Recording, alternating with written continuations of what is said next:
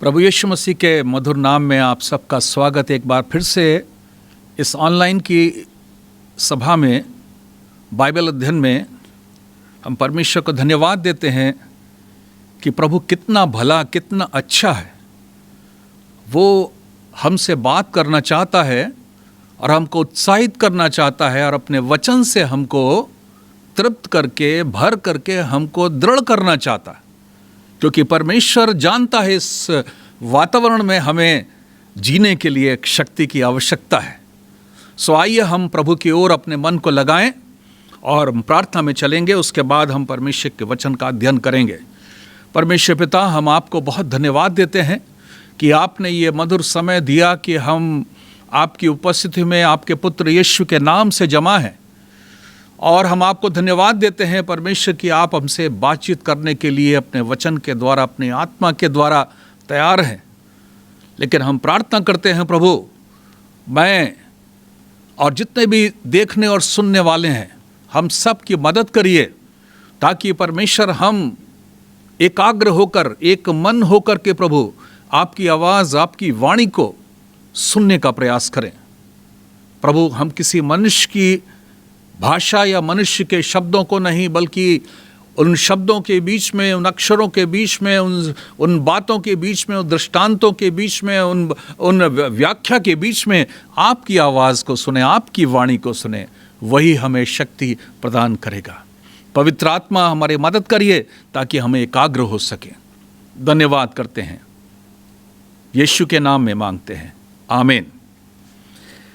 सो आइए हम परमेश्वर के वचन के अध्ययन में एक विषय को आपके सामने मैं रखना चाहता हूं कि परमेश्वर हमको वरदान देता है और वो जो वरदान देता है वो स्थायी वरदान होता है और हमेशा के लिए वो वरदान होता है। ऐसा नहीं कि हम उस वरदान को, हमें जो परमेश्वर ने दिया, तो वो वरदान हमारे लिए कुछ समय के लिए उपयोगी है, उसके बाद उपयोगी नहीं है, ऐसा नहीं। परमेश्वर के वचन में लिखा है वो वरदान स्थायी है। बहुत से वरदान तो हैं, लेकिन परमेश्वर के वचन में आइए हम कुरिन्थियों की पुस्तक, पहला कुरिन्थियों की पुस्तक, उसका 13वां अध्याय और उसके 8वें पद से 13 पद तक हम पढ़ेंगे। मेरे साथ निकाल लीजिए। प्रेम कभी टलता नहीं, भविष्यवाणियां हो तो समाप्त हो जाएंगी, भाषाएं हो तो जाती रहेंगी, ज्ञान हो तो मिट जाएगा, क्योंकि हमारा ज्ञान अधूरा है और हमारी भविष्यवाणी अधूरी है। परंतु जब सर्वसिद्ध आएगा तो अधूरा मिट जाएगा। जब मैं बालक था तो मैं बालकों के समान बोलता था, बालकों का सा मन था, बालकों की सी समझ थी। परंतु जब सियाना हो गया तो बालकों की बातें छोड़ दी। अभी हमें दर्पण में धुंधला सा दिखाई देता है, परंतु उस समय आमने सामने देखेंगे। इस समय मेरा ज्ञान अधूरा है, परंतु उस समय ऐसी पूरी रीति से पहचानूंगा जैसे मैं पहचाना गया हूं। पर अब विश्वास, आशा, प्रेम, ये तीनों स्थायी हैं, पर इनमें सबसे बड़ा प्रेम है। 13वें पद की ओर आपका ध्यान ले जाना चाहता हूं, जिनमें हम 3 बातें, अगर हम इसके कुरिन्थियों की, पहले कुरिन्थियों के 13वें पद को, 13वें अध्याय को यदि हम उसको निचोड़ें तो उसमें 3 बूंद निकलेंगे, या कहेंगे 3 तत्व निकलेंगे उसमें। और वो उसका निचोड़ है, उसका कंक्लूजन कह सकते हैं, उसका निचोड़ कह सकते हैं, विश्वास, आशा और प्रेम। तो और मसीही जीवन, मसीह विश्वासी जीवन के अंदर कई पहलू, कई सिद्धांत, कई नियम मैं इसलिए कहूँगा कि मसीह जीवन एक वास्तव में एक अनुशासन का जीवन है। वो हमारी आत्मा को, प्राण को, मन को, सब चीज़ों को, हमारे संपूर्ण जीवन को अपने वचन से, अपने आत्मा से अनुशासित करता है। सो बहुत से नियम हैं, बहुत से अनुशासन की बातें हैं, परंतु उनमें से सबसे महत्वपूर्ण, मुख्य और महत्वपूर्ण और आवश्यक है विश्वास, आशा और प्रेम। हालांकि बहुत सी और बातें हैं, लेकिन पौलुस ने कुरिन्थ की कलीसिया को इन 3 बातों की तरफ ध्यान देने के लिए, आकर्षित करने के लिए कहा है। विश्वास, आइए हम देखें विश्वास के संबंध में सबसे पहले कि विश्वास वो सकारात्मक निश्चय है। हालांकि विश्वास की परिभाषा परमेश्वर के वचन इब्रानियों में 11वें अध्याय उसके पहले पद में लिखी है, लेकिन उससे हटकर, उससे बढ़कर मैं नहीं कहूँगा, लेकिन उसके अंदर जो एक छिपा हुआ विषय है वो इस तरह से है कि मैंने इसको कोशिश किया, हो सकता है कि ये जो परिभाषा है वो परिभाषा नहीं है लेकिन एक व्याख्या है। विश्वास वो सकारात्मक निश्चय है जो हमारे अंदर परमेश्वर की ईश्वरीय सामर्थ्य को क्रियाशील करके परमेश्वर से हमें जोड़ देता है और किसी वस्तु या किसी अनुभव को जो हमें आत्मा में मिलता है उसको पाने का सबूत देता है, प्रमाण देता है। अब आते हैं आशा। आशा वो तत्व है जो हमें ईश्वरीय और भौतिक आशीषों के अनुभवों को पाने का और इस संसार की कठिन और दुखद और नकारात्मक परिस्थितियों में के बीच में से गुजरते हुए, आगे बढ़ते हुए मंजिल को पाने के लिए जीने की शक्ति प्रदान करता है वो आशा। और अंत में प्रेम। प्रेम तो सबसे ऊंचा है, प्रेम तो सबसे बड़ा है, सर्वोच्च है, वो सबसे महान, सबसे सुंदरतम वरदान है जो परमेश्वर का मूल स्वभाव है, जिसके कारण हम नाश नहीं हुए परंतु हमने अनंत जीवन पाया। संसार में परमेश्वर के स्वभाव को प्रकट करने का माध्यम है प्रेम। इस संसार में जीने का नियम है प्रेम। संसार को जीतने की बिना किसी युद्ध, बिना किसी अस्त्र शस्त्र, बिना किसी उपाय के, बिना किसी ताकत के इस संसार में जयवंत होने का, जीतने का जो अनुभव है वो है प्रेम। वो जीतने का सामर्थ्य है प्रेम। परमेश्वर को अनुभव करने का साधन है प्रेम। अगर आप परमेश्वर को अनुभव करना चाहते हैं तो वो है प्रेम। परमेश्वर को अपने जीवन के द्वारा अभिव्यक्त करने का, अपने आप परमेश्वर को अपने जीवन के द्वारा प्रकट करने का साधन है प्रेम। परमेश्वर में बने रहने का साधन है, अनुभव है प्रेम। परमेश्वर में चलते रहने का अनुभव है प्रेम। प्रेम परमेश्वर को प्रकट करने का अनुभव है। प्रेम वो अनुभव है जो हमारे बयान से, मनुष्य के बयान से बाहर है।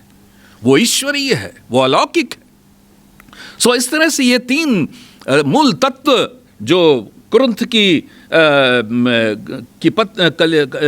पहले कुरिन्थियों उसके 13वें अध्याय उसके 13वें पद में पौलुस ने उस पूरे अध्याय का निचोड़ निकाला है।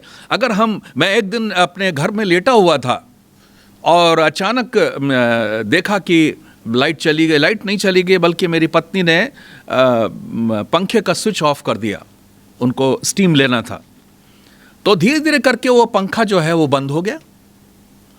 तो वो उन तीन पंखुड़ियों को देख करके मेरे मन में आया कि इसमें से पहला कौन सा है, दूसरा कौन सा है, तीसरा कौन सा है। पहले इसको समझे, दूसरे को समझे, तीसरे को समझे। क्या समझे? विश्वास, आशा और प्रेम में कौन सबसे प्रथम है, कौन सा द्वितीय है, कौन सा तृतीय है, कौन सबसे ऊंचा, कौन सा बीच में है, कौन सा सबसे नीचे है। अगर विश्वास और आशा और प्रेम तीनों को यदि हम तुलना करें तो विश्वास के बिना आशा और प्रेम नहीं, प्रेम के बिना विश्वास और आशा नहीं, आशा के बिना विश्वास और प्रेम नहीं। लेकिन परमेश्वर की आत्मा ने प्रेम को सर्वोत्तम कहा है, इन सब में सबसे बड़ा प्रेम कहा है। उसको हम बाद में अध्ययन करेंगे। आइए हम सबसे पहले विश्वास के संबंध में देखते हैं। विश्वास के संबंध में परमेश्वर के वचन में हबक्कुक की पुस्तक उसके 2 अध्याय को देखें। विश्वास के संबंध में कुछ खास बातों को देख करके हम इसको समझने का प्रयास करेंगे। विश्वास तो एक ऐसा अनुभव है जिसके द्वारा मनुष्य, हम और आप इस संसार में जीते हैं। लेकिन हबक्कुक का अनुभव कैसा है? हबक्कुक ने किस तरह से कहा है उसके 2 अध्याय और उसके 3 और 4 पद में, जब हबक्कुक परमेश्वर से एक शिकायत करता है, हबक्कुक परमेश्वर से प्रश्न करता है, जैसे आजकल के वातावरण, हम चारों ओर पाप और उपद्रव और तमाम हत्याएं और बुरी बुरी चीज़ें, बुरी बुरी खबरें और तमाम महामारी, तमाम समस्याओं को देखते हैं, हमारे मन में प्रश्न उठता है कि इस ऐसे माहौल में हम कैसे जिएं, कैसे जीवित रहें, कैसे सांस लें, कैसे घर से बाहर निकलें, कैसे कोई काम करें, चाहे ऑफिस हो, चाहे बिजनेस हो, चाहे वो स्कूल हो, चाहे वो हॉस्पिटल हो, चाहे कोई भी जगह हो। मन के अंदर एक अजीब सा डर, एक अजीब सी असुरक्षा सी, एक इनसिक्योरिटी सी आती है। एक मन के अंदर एक बहुत अजीब सा विचार आता है, कैसे इस दुनिया में जिएंगे। आजकल के कब यीशु आ जाएगा तो हमको इस दुनिया से छुट्टी मिल जाएगी। अक्सर हम विश्वासी लोग ऐसा सोचते हैं, लेकिन हबक्कुक ने जब परमेश्वर से पूछा, उन बातों को प्रश्न किया, अपनी शिकायत की, तो परमेश्वर ने जो उत्तर दिया उसमें ऐसे लिखा है, उसके 3 पद और उसके 4 पद में, क्योंकि इस दर्शन की बात नियत समय में पूरी होने वाली है, वरन इसके पूरे होने का समय वेग से आता है, उसमें धोखा ना होगा। चाहे इसमें विलंब भी हो तो भी उसकी बाट जोते रहना, क्योंकि वो निश्चय पूरी होगी, उसमें देर ना होगी। देख, उसका मन फूला हुआ है, उसका मन सीधा नहीं, परंतु यह विशेष बात मैं आपको बताना चाहता हूं, परंतु चाहे कुछ भी क्यों ना हो, कैसा भी वातावरण क्यों ना हो, कैसी भी परिस्थिति क्यों ना हो, कितना भी संसार में भयानक परिस्थिति क्यों ना हो, लेकिन लिखा हुआ है, धर्मी अपने विश्वास से जीवित रहेगा। धर्मी अपने विश्वास के द्वारा जीवित रहेगा। ठीक आज के जैसे वातावरण में अगर हमें जीवित रहना है, जीवित रहने का मतलब जिंदा रहना या सांस चलती रहना, धड़कन चलती रहना नहीं है। जीवित रहने का मतलब एक ऐसा जीवन जो परमेश्वर जैसे जीवन की उम्मीद करता है हमसे, परमेश्वर की जो बुलाहट के अनुसार जीवन, परमेश्वर की इच्छा के अनुसार जीवन, परमेश्वर की योजना के अनुसार जीवन, एक जयवंत जीवन, एक निरंतर बढ़ता हुआ जीवन हम जी सकते हैं। मेरे प्रियो, इस संसार में ऐसे वातावरण में हम जी सकते हैं, क्योंकि इसमें ये जो वचन है, धर्मी अपने विश्वास के द्वारा जीवित रहेगा, इसको पढ़ने के बाद ऐसा लगता है कि ये वचन जो है हमको दृढ़ करने वाला परमेश्वर का उत्तर है, हमारे विश्वास को उभारने वाला परमेश्वर का वचन है। हालेलुया। विश्वास को टूटने से रोकने वाला वचन है। कई बार विश्वास टूटने लगता है, उस टूटने से रोकने वाला वचन है। विश्वास का निर्माण करने वाला वचन है। विश्वास को रोमियो 10 पद को खोलने की आवश्यकता नहीं, हम सब जानते हैं। विश्वास सुनने से, सुनना परमेश्वर के वचन से, विश्वास को सुनना, परमेश्वर के वचन को सुनना और उसकी चर्चा करना और उसको बांटना, यह हमारे अंदर विश्वास को क्या करता है? विश्वास को दृढ़ करता है, विश्वास का निर्माण करता है, विश्वास को एक ऐसी स्थिति में ले आता है कि ऐसे नकारात्मक परिस्थिति में भी हम जीने का हौसला पाते हैं, जीने की हिम्मत पाते हैं, जीने का साहस पाते हैं, जीने का जोश पाते हैं। हम एक ऐसा जीवन पाते हैं, जयवंत जीवन पाते हैं। आमीन, हालेलुया। धर्मी जन विश्वास से जीवित रहेगा, धर्मी जन विपरीत परिस्थितियों में भी जीवित रहेगा, धर्मी जन विश्वास से जीवित रहेगा। इसका अर्थ विश्वास से धर्मी जन जीवित रहेगा। विश्वास का और धर्मी जन होने का, दोनों का आपस में एक बहुत गहरा संबंध है। एक धर्मी जन को उसके अंदर जीवित रखने के लिए एक दृढ़ विश्वास की आवश्यकता है। एक धर्मी जन की पहचान क्या है? उसका दृढ़ विश्वास। इस पद के अनुसार धर्मी जन जो परमेश्वर के पुत्र यीशु के लहू के द्वारा खरीदा हुआ, जो परमेश्वर के वचन के द्वारा शुद्ध किया हुआ, परमेश्वर के द्वारा चुना हुआ, बुलाया हुआ वो व्यक्ति, उसके अंदर अगर हम हैं तो हमारे अंदर वो विश्वास, वो दृढ़ विश्वास, कभी ना हिलने वाला चट्टान की तरह विश्वास हमारे अंदर होगा। आमीन, हालेलुया। और धर्मी जन को उसके अंदर जीवित रखने का जो कारण है वो है उसका दृढ़ विश्वास। इसका मतलब जीवित रहने के लिए इसका मतलब है जीवित रहने के लिए ऐसे माहौल में, ऐसे वातावरण में जीवित रहने के लिए दृढ़ विश्वास की आवश्यकता है, गहरे विश्वास की आवश्यकता है, हल्के फुल्के विश्वास की नहीं। परमेश्वर ने सबको एक मात्रा में विश्वास दिया है। परमेश्वर ने हमको एक मात्रा में विश्वास दिया है, एक क्वांटिटी में विश्वास दिया है। उस विश्वास को हमको क्या करना है? डेवलप करना है, मजबूत करना है, दृढ़ करना है, बढ़ाना है, उसको ग्रो करना है। जीवित रहने के लिए इस हमें दृढ़ विश्वास की आवश्यकता है। उसका एक और पहलू है कि धर्मी जन होने की आवश्यकता है हमें। अगर हमें दृढ़ विश्वास पाना है तो हमको धर्मी जन होना जरूरी है। धर्मी जन हम कैसे बनेंगे? कैसे हमारी धार्मिकता होगी?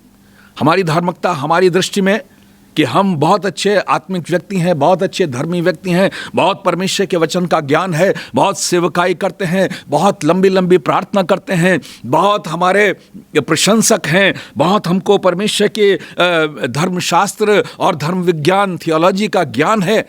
ये धार्मिकता नहीं। धर्मी जन, वास्तव में धर्मी जन का मतलब क्या है? परमेश्वर की धार्मिकता हमारे अंदर रहना और परमेश्वर का संबंध हमसे बहुत ही गहरे रूप में होना। परमेश्वर से प्रेम, परमेश्वर का प्रेम, परमेश्वर से प्रेम, ये सारी बातें हमको धर्मी बनाती हैं। रोमियो 4 अध्याय उसके 22 से 23वें पद में एक बात हम धार्मिकता के संबंध में हम देखेंगे। रोमियो और उसका 4 अध्याय और उसके 22 से लेकर 24 पद। इस कारण ये उसके लिए धार्मिकता गिना गया और ये वचन विश्वास उसके लिए धार्मिकता गिना गया। न केवल उसी के लिए लिखा गया वरन हमारे लिए भी, जिनके लिए विश्वास धार्मिकता गिना गया, अर्थात हमारे लिए जो उस पर विश्वास करते हैं, जो यीशु पे विश्वास करते हैं, जिसने हमारे प्रभु यीशु मसीह को मरे हुए में से जिलाया, उस परमेश्वर पर विश्वास करने के द्वारा हमारा विश्वास जो है हमको धार्मिकता के क्षेत्र में, धार्मिकता के रूप में ले आता है। आमीन, हालेलुया। मेरे प्रियो, हमें धार्मिक होने के लिए परमेश्वर की आवश्यकता, यीशु की आवश्यकता है। मेरे प्रियो, बहुत से लोग ऐसे सुन रहे होंगे, हम सोच रहे होंगे कि हम धर्मी कैसे बने। अगर आप एक धर्मी जन बनना चाहते हैं, अपने अंदर एक दृढ़ विश्वास रख करके इस संसार में एक जीवंत जीवन जीना चाहते हैं, तो आपको परमेश्वर की आवश्यकता है, आपको यीशु की आवश्यकता है, यीशु को ग्रहण करने की आवश्यकता है, यीशु के द्वारा उद्धार की आवश्यकता है, नए जीवन की आवश्यकता है, नए सिरे से जन्म लेने की आवश्यकता है, आपको पवित्र आत्मा की आवश्यकता है, आपको परमेश्वर के वचन की आवश्यकता है, आपको परमेश्वर के साथ गहरी संगति की आवश्यकता है, आपको प्रार्थना की आवश्यकता है, प्रभावशाली प्रार्थना की आवश्यकता है, आपको सामर्थ की आवश्यकता है, इन सारी चीजों की आवश्यकता है। आमीन। इसलिए विश्वास हमें धर्मी जन बनाता है। हमारी धार्मिकता से भरा जीवन हमारे अंदर दृढ़ विश्वास उत्पन्न करता है। आगे हम देखते हैं, मैं 3 बातों को आपको दिखाना चाहता हूं। विश्वास क्या करता है हमारे अंदर? विश्वास, पहली बात, विश्वास देखता है। वो कौन सा विश्वास होता है? परमेश्वर का विश्वास। परमेश्वर का विश्वास हमारे अंदर जब रहता है तो वो विश्वास देखता है। वो हमारी मन की आत्मिक आंखों को खोल देता है। आमीन। जिन बातों को हम इन आंखों से, शारीरिक आंखों से देख नहीं सकते, उन बातों को देखने की क्षमता प्रदान करता है। विश्वास देखता है। दूसरा राजा और उसके 6 अध्याय उसके 16 पद को निकालें। दूसरा राजा उसके 6 अध्याय उसके 16 पद में ऐसा लिखा है, जब अरामी सेना ने एलीशा को पकड़ने के लिए दोतान नगर में उस पूरे नगर को घेर लिया, तो क्या हुआ? एलीशा का सेवक, उसने देखा शत्रु की बहुत बड़ी सेना ने घेर लिया। एलीशा अपनी जगह पर था, वो घबराया नहीं, वो असुरक्षित नहीं हुआ, वो चिंतित नहीं हुआ, बल्कि उसने अपने विश्वास की आत्मिक आंखों से परमेश्वर की उस सेना को, अग्निमय घोड़ों को, रथों को देख लिया। आमीन, हालेलुया। विश्वास की जो आंख होती है, विश्वास की जो आंख होती है, वो देखने की क्षमता देती है हमको, उन बातों को देखने की क्षमता देती है, उन अलौकिक अनदेखी चीजों को देखने की क्षमता देती है। पर वह विश्वास जो परमेश्वर की ओर से हमको वरदान दिया। यदि हम परमेश्वर पे के प्रति विश्वास में मजबूत हैं, दृढ़ हैं, हमारा संबंध परमेश्वर के साथ गहरा है और एक धर्मी जीवन हम व्यतीत करते हैं, तो हम अपने विश्वास की आंखों से, विश्वास की आंखों से उन पंखों को देख लेंगे, उस छाया को देख लेंगे, उस सुरक्षा के बाड़े को देख लेंगे, उस अग्निमय घोड़ों को देख लेंगे विश्वास की आंखों से। यदि हम भी ऐसा अपने विश्वास में मजबूत हों, दृढ़ हों, तो हम भी अपने जीवन के अंदर उन बातों को देख सकते हैं। दूसरी चीज, पहली बात विश्वास देखता है, दूसरी बात विश्वास सुनता भी है। विश्वास सुनता भी है। कैसे सुनता है? पहला राजा और उसका 18वां अध्याय और उसके 41 पद में एलिया के जीवन में एक घटना घटी। जब वो अहाब के साथ उस पहाड़ के ऊपर था, तो उसने कहा, एलिया ने अहाब से कहा, उठकर खा पी, क्योंकि भारी वर्षा की सनसनाहट सुनाई पड़ती है। भारी वर्षा की सनसनाहट सुनाई पड़ती है। जिस आवाज ने एलिया को प्रार्थना करने के लिए उभारा, हम देखते हैं उसमें एलिया 7 बार घुटनों के बीच में अपने माथे को, सर को लगा करके प्रार्थना करता है। परमेश्वर की वाणी को, परमेश्वर की ओर से उस चिन्ह को, उस सनसनाहट की, भारी वर्षा की सनसनाहट की आवाज को, इससे पहले कि वो बादल हथेली के बराबर बादल दिखाई देता, उसने भारी वर्षा की सनसनाहट को सुन लिया। कोई सुन नहीं पाया, लेकिन एलिया ने सुन लिया। क्यों? उसके अंदर वो विश्वास था जो उसको उन बातों को सुनने की क्षमता उसने प्रदान की, जो परमेश्वर की ओर से जो एक घटना होने वाली थी, भारी वर्षा होने वाली थी, उन बातों को पहले से ही परमेश्वर ने उसको सुना दिया। यदि हम भी परमेश्वर में विश्वास में दृढ़ रहें, मजबूत रहें, परमेश्वर के वचन और उसकी आत्मा में हम बिल्कुल एकाकार हो जाएं, हम भी उन बातों को सुन सकते हैं। हम भी उन घटनाओं की उन बातों को पहले से ही सुन सकते हैं। बहुत सी चीज़ों को सुन सकते हैं जिसको परमेश्वर हमको सुनाने की योजना रखता है, जिस आवाज़ ने, और परमेश्वर हमको इस तरह से उन बातों को सुना करके परमेश्वर हमको प्रार्थना करने की एक योजना देता है, प्रार्थना करने के लिए उभारता है। इस तरह से हम देखते हैं विश्वास सुनता है। तीसरी बात, अंतिम बात, विश्वास बोलता भी है। हालेलुया। हमारे और आपके अंदर जो विश्वास है वो बोलता भी है। हम सोचते हैं कि हम बोलते हैं अपने मुंह से, लेकिन वास्तव में क्या है? वो विश्वास है जो हमारे अंदर से उन शब्दों को देता है, वो बोलता है। हम मरकुस 11वां अध्याय उसके 23वें पद को देखेंगे। क्या लिखा हुआ है उसमें? मैं तुमसे सच सच कहता हूं कि जो कोई इस पहाड़ से कहे कि तू उखड़ जा और समुद्र में जा पड़, और अपने मन में संदेह ना करे बल्कि प्रतीति करे मतलब विश्वास रखे, तो जो कहता हूं वो हो जाएगा, उसके लिए वही हो जाएगा। अर्थात पहाड़, पर्वत, भारी से भारी पर्वत जैसी समस्या, भारी से भारी पहाड़ जैसी कठिनाइयां, चाहे वो आर्थिक कठिनाइयां हो, चाहे वो किसी पारिवारिक समस्या हो, कोई भी समस्या हो, अगर आप बोलेंगे, मुंह से बोल देंगे, उस समस्या से बोल देंगे कि तू हट जा, वो हट जाएगा। आमीन। क्यों? क्योंकि वो आप नहीं बोलते, आप शारीरिक रूप से नहीं बोलते, बल्कि आप आत्मिक रूप से, आपके अंदर जो विश्वास है, वो विश्वास उन शब्दों को देता है और आप उन चीजों को आज्ञा देते हैं, बोल देते हैं, तो वो हो जाता है। आमीन। हालेलुया। विश्वास बोलता है।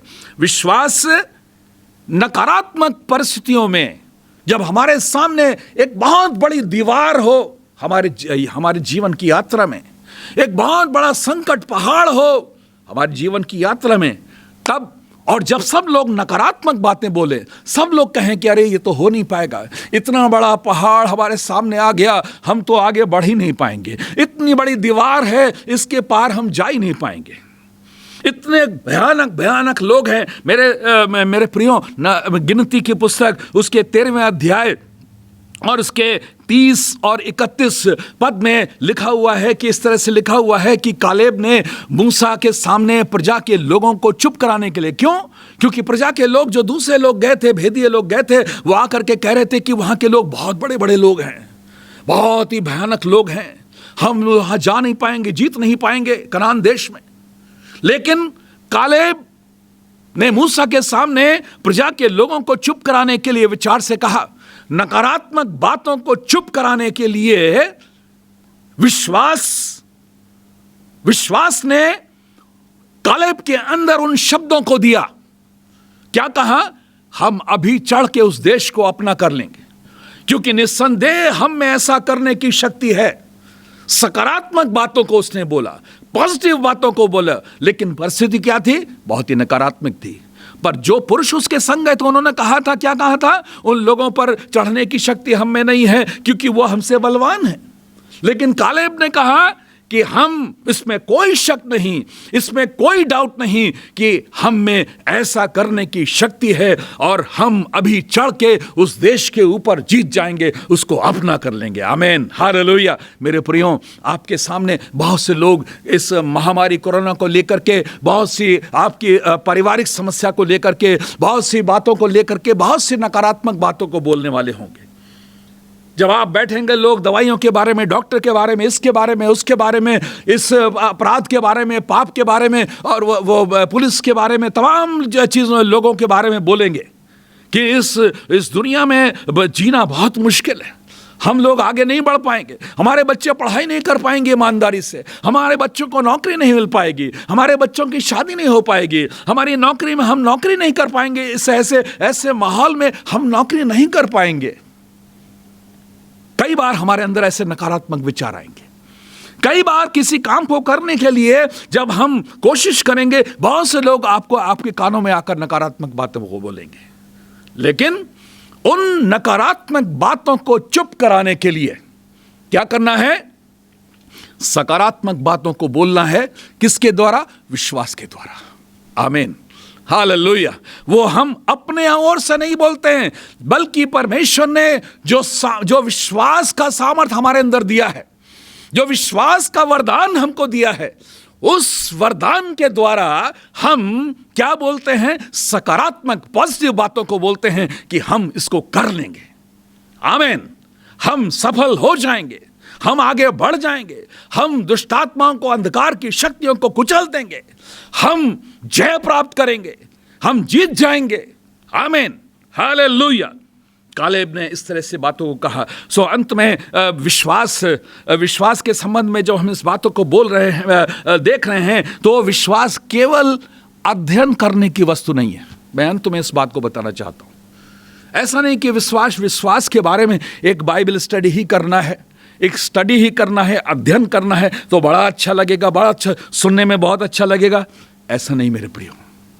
विश्वास एक ऐसी व्यवहारिक बात है, विश्वास एक ऐसा तत्व है, परमेश्वर ने अपने संतानों को दिया है, मुझको दिया है, आपको दिया है। आपके अंदर वो विश्वास है, परमेश्वर ने दिया है। आप अपने अंदर झांक के देखिए, विश्वास को हमें क्या करना है? परमेश्वर के वचन के द्वारा उसको डेवलप करना है, उसको विकसित करना है, मजबूत करना है, बढ़ाना है। विश्वास क्या करता है? विश्वास हमारे नकारात्मक परिस्थिति को सकारात्मक बनाता है।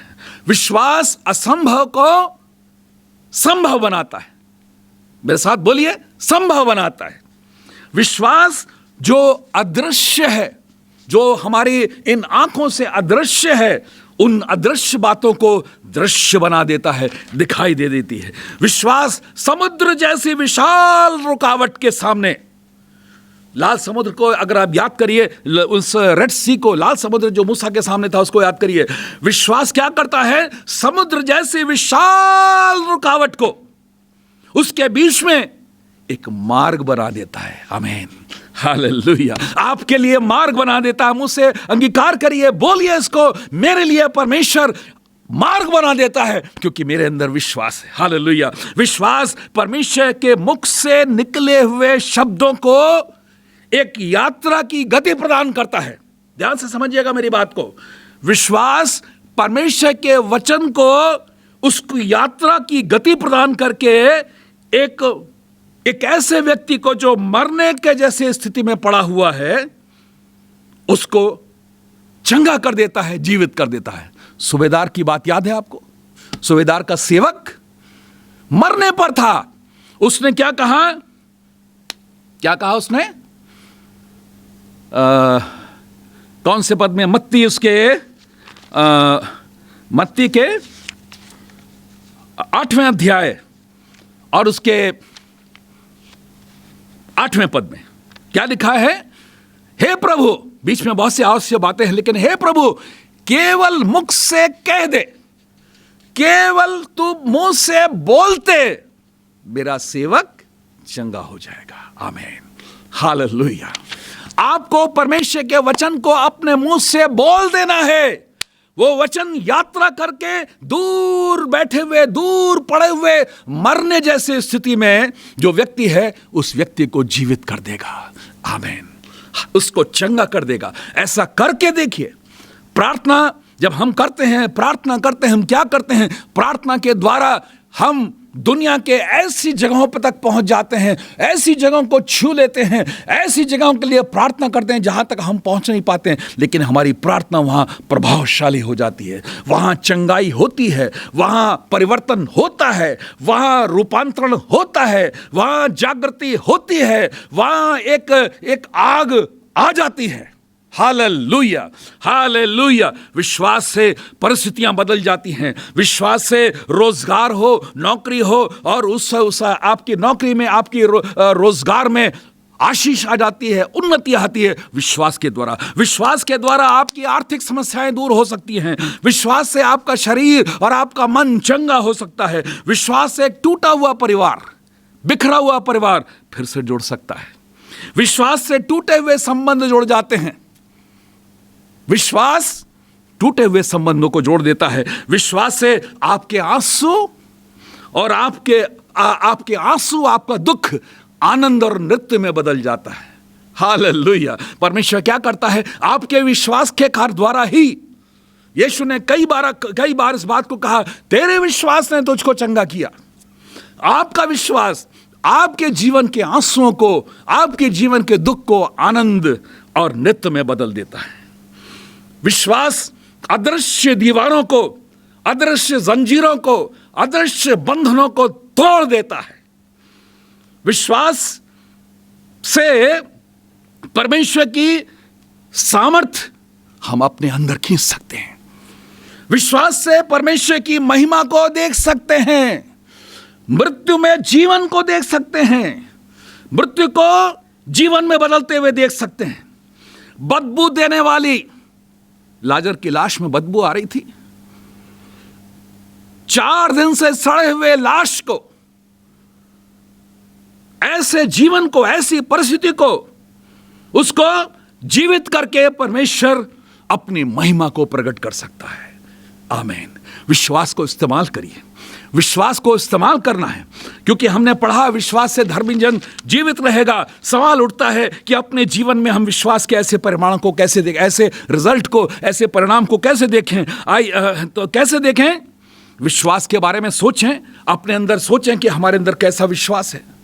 यीशु ने कहा उस सूबेदार से, उसके 8वें अध्याय उसके 13वें पद में क्या लिखा हुआ है, ध्यान से देखिएगा। यीशु ने क्या कहा? जैसा तेरा विश्वास है, जैसा तेरा विश्वास है वैसा ही तेरे लिए हो। आपके विश्वास की जो क्वालिटी है, आपके विश्वास का जो क्षमता है, आपका विश्वास जिस तरह का है वैसा ही आपके साथ हो जाएगा। मेरे प्रियो, तो हमें क्या करना है? अपने विश्वास को बढ़ाना है। हमें अपने विश्वास को कमजोर और ढीला और हल्का, अल्प विश्वास, गुनगुना, ठंडा और निष्प्रभाव नहीं करना है। आइए हम अपने विश्वास को मजबूत करें। आइए हम अपनी आंखों को थोड़ी देर के लिए बंद करें, थोड़ी देर के लिए बंद करें, अपने जीवन को देखें, अपने विश्वास के जीवन के अंदर हमने क्या किया है। हम अपने विश्वास को मजबूत करें, हम अपने विश्वास को दृढ़ करें, हम अपने विश्वास को प्रभावशाली बनाएं, हम अपने विश्वास को गर्म करें। कैसे? प्रार्थना में अधिक समय बिताने के द्वारा। प्रार्थना में अधिक समय बिताने के द्वारा हम अपने विश्वास को मजबूत कर सकते हैं। दूसरी बात, प्रभु के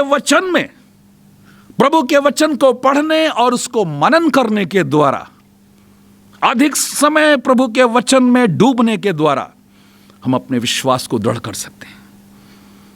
एक धर्मी, एक पवित्र जीवन जीने के द्वारा, पाप रहित जीवन जीने के द्वारा, निर्दोष जीवन जीने के द्वारा, एक धर्मी जन बनने के द्वारा हम अपने विश्वास को प्रभावशाली बना सकते हैं। आइए हम लोग प्रार्थना करें। परमेश्वर पिता, हम आपको धन्यवाद देते हैं।